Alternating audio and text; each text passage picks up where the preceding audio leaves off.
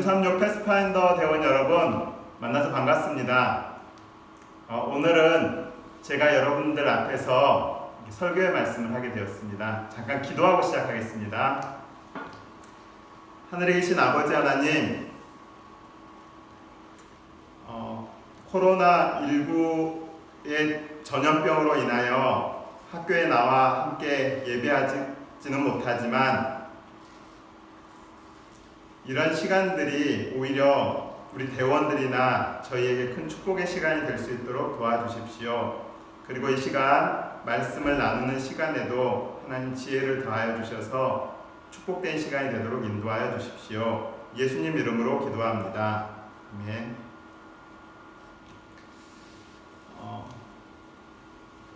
오늘 저는 여러분들과 진리를 찾는 정직한 욕구를 가진 패스파인더라고 하는 주제를 가지고 함께 말씀을 나누고 싶습니다.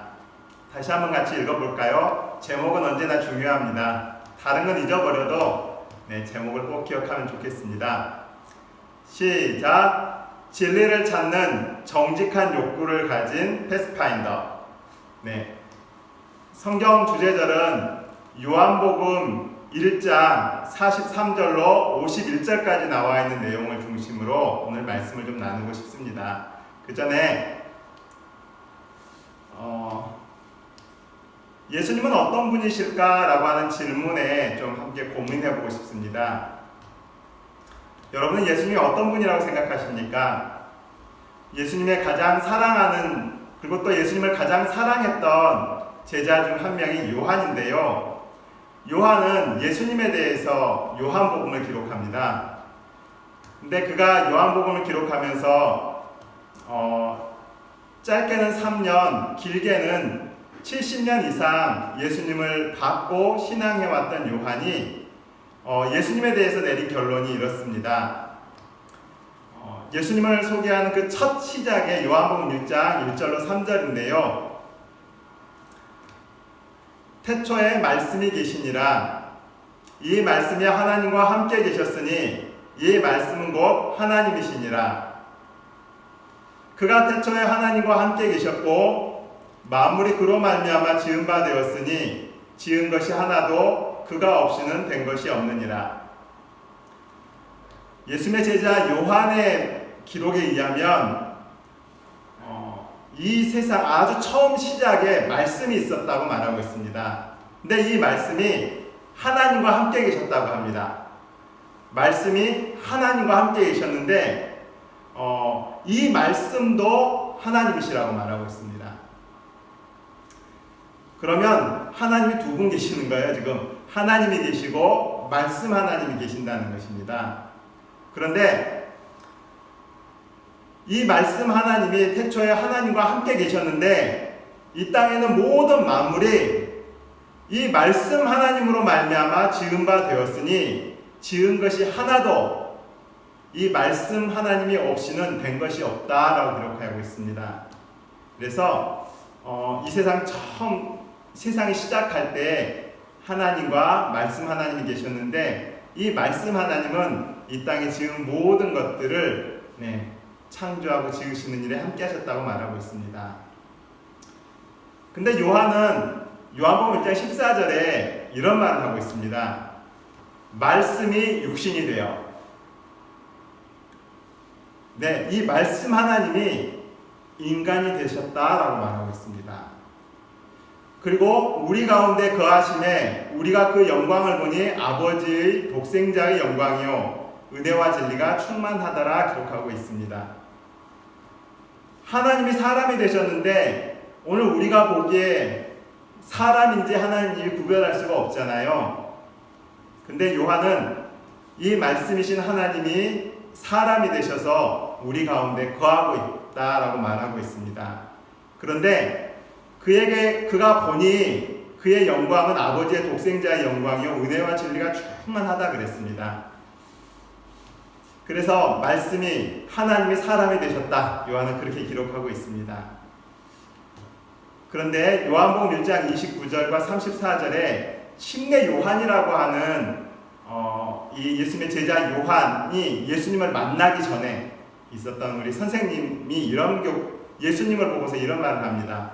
보라, 세상 죄를 지고 가는 하나님의 어린 양이로다. 침례 요한은 처음으로 예수님을 뭐라고 말하고 있냐면 하나님의 어린 양, 34절에서는 하나님의 아들이라고 가리키기 시작했습니다.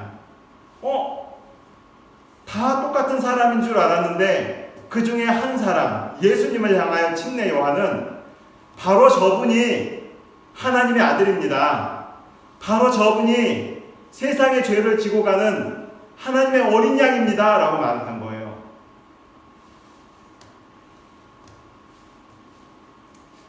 예수님이 하나님의 어린 양이라고 이렇게 소개를 받고 사람들에게 알려지기 시작했던 것입니다. 그래서 이 침례 요한이 예수님을 가리켜 하나님의 어린 양이다라고 말을 했을 때 그 주변에 있던 사람 중에 두 사람, 이 사랑의 사도였던 요한과 안드레, 이 두 사람이 예수님을 따라갑니다. 그리고 예수님에게 묻습니다. 처음 두 제자가 예수님 어디 계십니까? 와서 보라.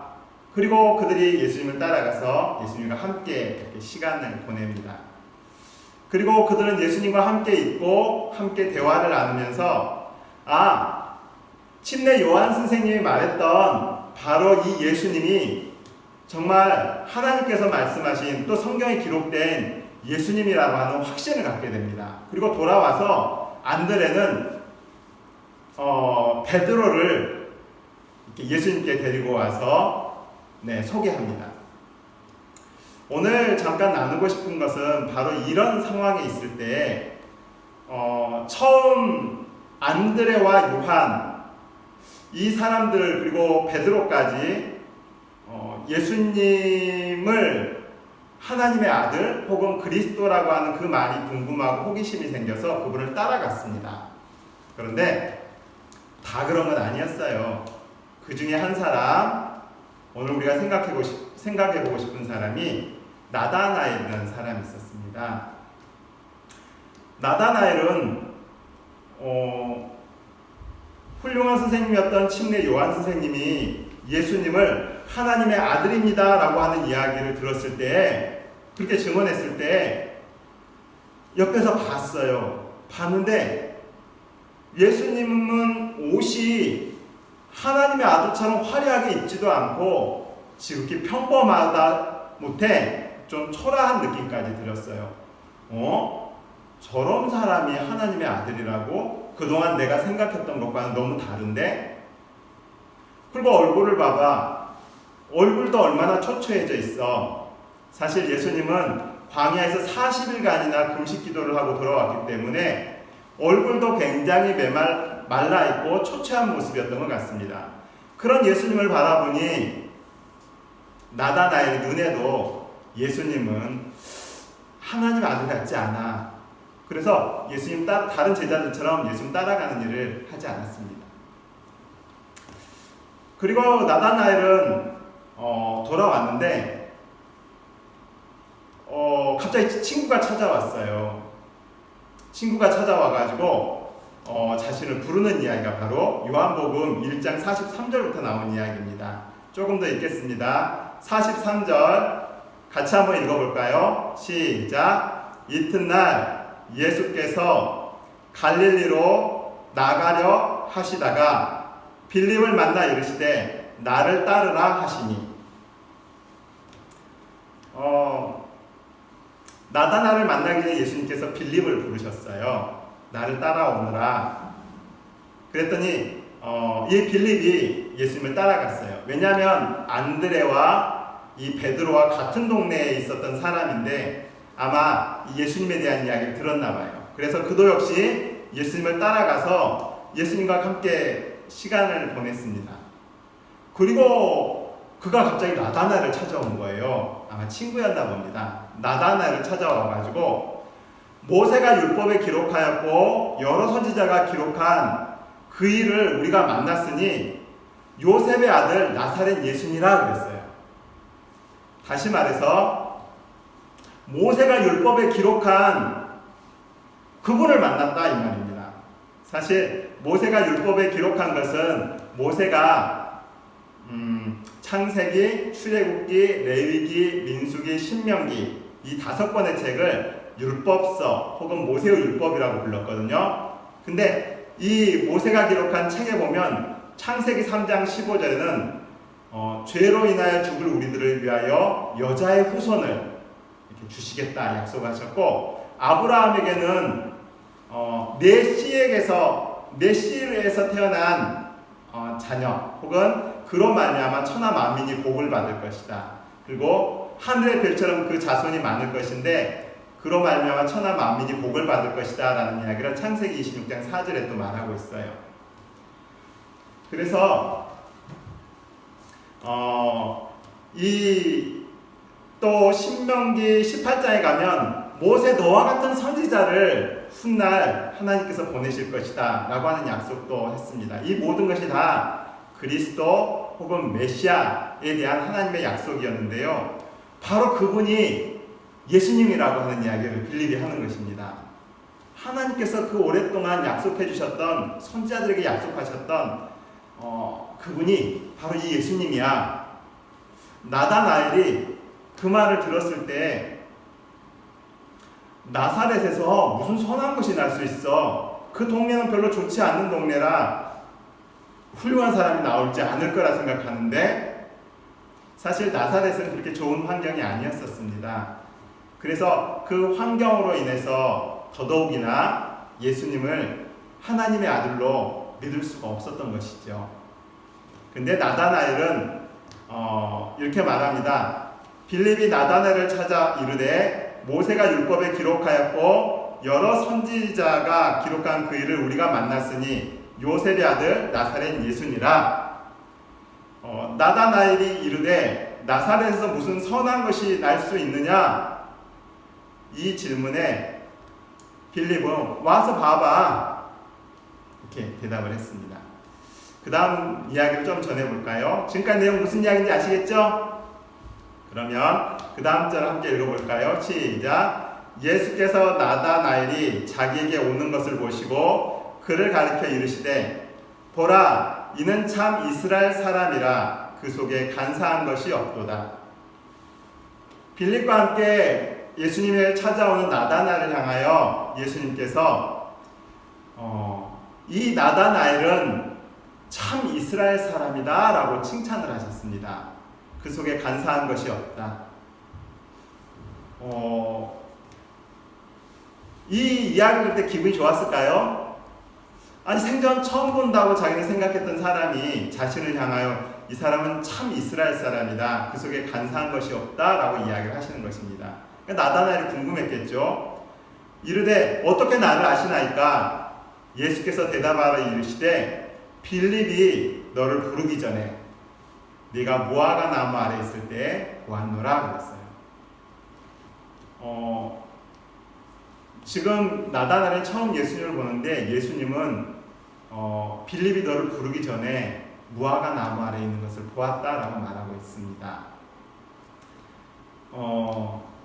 예수님이 이 이야기를 했을 때 나다나엘이 어떻게 한지 아세요? 여러분, 무화과 나무 아래 있는 걸 봤다 그러면 여러분은 무슨 생각이 드세요? 뭐 그랬나? 근데 나다나엘의 반응이 신기합니다. 한번 읽어볼까요? 시작. 나다나엘이 대답하되 라비여 당신은 하나님의 아들이시오 당신은 이스라엘의 임금으로소이다. 나다나엘의 반응이 깜짝 놀랐습니다. 내가 너 무화과 나무 아래서 봤다 이 한마디 했는데 나다나엘은 라비여 당신은 하나님의 아들이시오 당신은 이스라엘의 임금이십니다 라고 말하는 거예요. 도대체 어떻게 나다나엘이 이렇게까지 고백을 할 수가 있죠? 네, 그냥 무화과 나무 아래서 봤다고 하는 것이 나한테는 아무 의미가 없었을지 모르지만 나다나엘에게는 굉장히 중요한 의미가 있었습니다. 그건 왜 그러냐면 바로 침례 요한이 예수님을 하나님의 아들이라고 이야기했는데 보기에도 시시해 보이고 옷도 초라해 보였기 때문에 예수님에 대해서 의심을 하고 믿을 마음이 없었어요. 근데 조용히 산에 와서 무화과 나무 아래 있으면서 그는 고민하기 시작했습니다. 침례 요한 선생님이 말했던 그분이 정말 하나님의 아들인가? 그러면서 하나님께 기도했어요. 하나님, 예수님이 정말 하나님의 아들이시라면 저도 알 수 있도록 도와주세요. 하나님께서 말씀하셨던 다니엘서 9장에 나와 있는 구원자에 대한 예언, 그리고 아브라함, 그 다음에 미가 선지자, 여러 예수님께서 하나님의 아들에 대해 기록했던 그분이 예수님이시라면 저도 깨닫도록 도와주세요. 기도를 하고 있었는데 하나님의 성령께서 마음에 예수님에 대한 깊은 바로 그 구원자가 우리에게 있을 거라고 하는 감동을 주시는 거예요. 근데 그때 나다나엘을 빌립이 이렇게 부르러 왔던 거고, 그리고 그는 예수님께 왔는데 예수님께서 네가 무화과 나무 아래서 정직하게 진리를 찾아서 구하는 그 모습이 진짜 이스라엘 사람이라고 말하는 것입니다. 그리고 그 무화과 나무 아래에서 너가 찾았던 그 갈급하는 마음 내가 안다. 근데 그분이 네가 했던 그것을 나도 알고 있다 라고 하면서 이 나다나엘을 칭찬했던 것입니다. 바로 무화과 나무 아래서 기도했던 그가 찾았던 그 하나님의 감동이 하루 예수님께서 그 사실을 알고 있고 네가 그를 만났다라고 하는 그 마음의 확신이 그에게 밀려왔기 때문에 나다나엘은 네가 무화과 나무 아래서 보았다는 그 한마디에 모든 것이 만족했습니다. 그리고 예수님은 정말 하나님의 아들이십니다. 이스라엘의 임금이십니다. 라고 하는 구원자를 나타내는 그 고백을 드릴 수 있었던 것입니다. 바로 무화과 나무 아래서 진실한 고민, 진리를 탐구하는 깊은 고민과 갈등이 그곳에서 있었고 그것을 찾아 헤맸던 나다나엘은 하나님의 인도하심을 따라서, 때론 친구의 인도하심을 따라서 예수님을 만날 수 있었고 예수님의 제자가 될 수 있었습니다. 그것으로 끝이 아니었습니다. 예수께서 대답하여 이르시되 내가 너를 무화과 나무 안에서 보았다므로 믿느냐? 이보다 더 큰 일을 보리라. 나다나엘은 예수님을 따라다니면서 자기가 믿는 그 나를 보았다고 하는 그거보다 더 큰 일들을 보았고 하나님의 놀라운 사랑을 보았고, 그리고 엉터리 같았던 친구 같았던 베드로가, 요한이, 성질 급한 요한이, 그 다음에 의심 많은 빌립이 얼마나 위대한 사도로 변화되는지, 고기 잡는 사람이 위대한 사람으로 변화되는 위대한 역사들을 나다나엘은 직접 보았고, 그리고 그 역시 오늘 위대한 우리의 사람들의 마음속에 깊은 감동으로 남는 그런 예수님의 제자로 기억되게 되었습니다. 패스파인더 대원 여러분, 나다나엘이 가졌던 진리에 대한 깊은 탐구, 여러분도 그 마음을 갖기를 바랍니다. 패스파인더가 뭔지 아시죠? 바로 개척자입니다. 이미 놓여져 있는 길을 가는 것이 아니라 길을 개척하고 탐구하고 연구해가는 사람들, 바로 그 제자들의 모습이었고 또 여러분들의 모습이 되기를 바랍니다. 하나님의 사랑이 올 한 해, 지금은 좀 어렵지만 함께 활동하고 또 함께 천연계 속에서 혹은 성경 속에서 혹은 서로의 교제 속에서 더 깊은 진리를 탐구하고 또 예수님을 탐구해가는 그런 노력 속에서 오늘 결론인데요.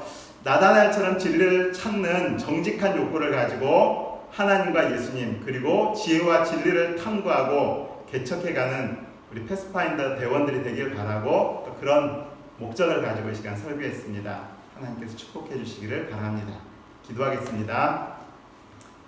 하늘에 계신 아버지 하나님, 눈으로 보고 또 의심스럽기도 하고 잘 이해되지 못하는 것이 있다 할지라도 나다나엘처럼 정직한 욕구를 가지고 탐구하며 하나님을 알아가고 진리를 알아가고 또 세상의 축복이 되는 그러한 삶의 길들을 선택해 갈 수 있도록 도와주시옵소서. 예수님의 이름으로 기도드립니다. 아멘. 다음에 뵙겠습니다. 안녕.